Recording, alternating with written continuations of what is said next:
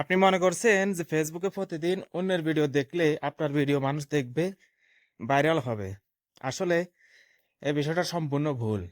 কারণ হচ্ছে আপনি যখন একটা মানুষের ভিডিও দেখেন, তখন কিন্তু সেই মানুষটা আপনার ভিডিও দেখে এবং প্রতিদিন কিন্তু এটা ডে বাই ডে চলতে থাকে।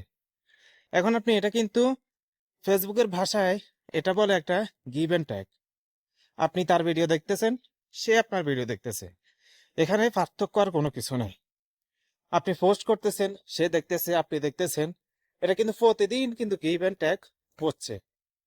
এবং ফেসবুক কিন্তু গিভ অ্যান্ড টেক এটা কিন্তু নেগেটিভ হিসাবে নেয়। কারণ হচ্ছে ফেসবুক চায় না আপনার পরিচিত মহল বা হচ্ছে আপনার বন্ধু বান্ধব আপনার ভিডিওগুলো প্রতিদিন দেখুক, শেয়ার করুক।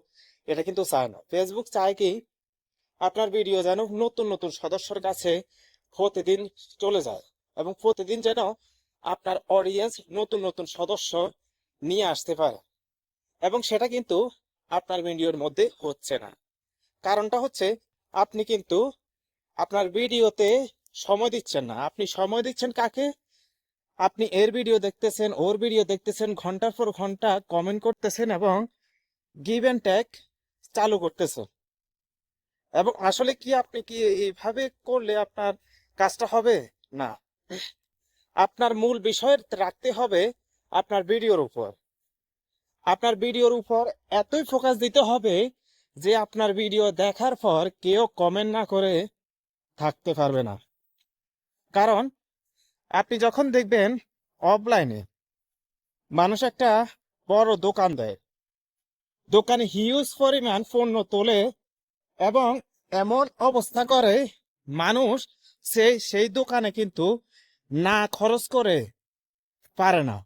কারণ হচ্ছে কি, সে নিজের দোকানকে এতটাই আপডেট করেছে, মানুষ অন্য দোকান থেকেও তার দোকানটা পছন্দ করে।